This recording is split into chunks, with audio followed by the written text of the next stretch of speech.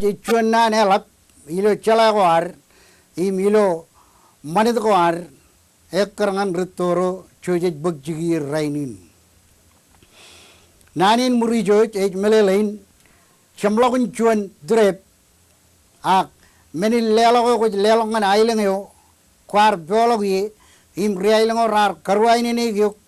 kajbar ko im kamena ni najri gyuk elginam lamnak bogon tiragana ailingin kwar ruaine ne ye ko kamane chuan meni lelo ko elaban aur emarung mange ag emarung chabrot men ko lelo gilo yalin kamolol ewe edan menin muri joj ilo narin muri joj e kudu jelang melele najit pas kajut gini tawni nam lelo ewe chamarung wa enodin karogodan joj kerar karwaini ne gyuk kerar ajrin yuk keran ni berbade yuk ibmen ko yilla ko dekkeran mantin majal ko etto imilo am chabalang jana ilingin ngagar ba jinej meno kar tardok kage ko agar chuani ro ja layat ka ka jabrot kain armit ko ai gu ugot jojo riailingin rar kammane ngani yuk ei nam na jugodi e ko kammane chuan muri joj emarong mga emarong chabrot meno yakkar ko lelong ngani rilo yalin kammolol kagarere wan meni nejba edo muri joji nup elil ke doin ta malelin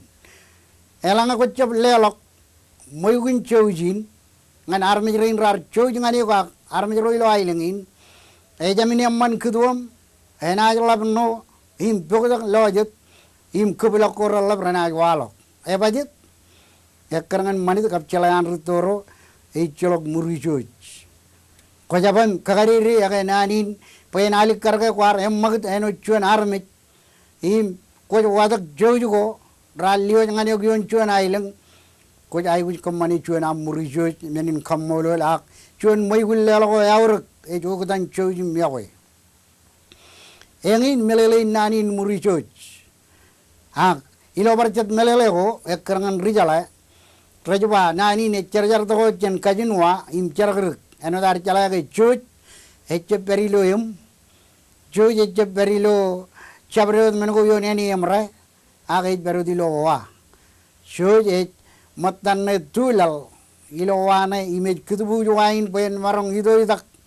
chen chigin ngan chigin im bogo bodak bujin armit bugi armit yon wain ewe ilo kajbarok an chujin kiane elginan chojin idaglok chuan ailang em murmuri chuan ailang em jan ri ailang karwaine ne gim kadoglok yini akarar lok ewa chakari chalage e jamin charak em icholok menewe lelok pe jai ugo chojo ri ailang or kammane ngani im lelok menin rajna yadan muri joj me joje aluje khamlele gi gap rong jage ilo chodenin kia iganan kemelik jabreo rong jaga be nanin muri joj e melelein chuan moygyo ugdan joj ak meno yawr koyo warwa na jidlong chuan ailang ko ai gujin lelok ko panin jab lelok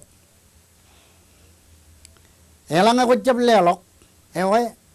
iroj in mejado do agani jin mejado do ena kokure ialam ilo wawinan kananay gado kawdlakut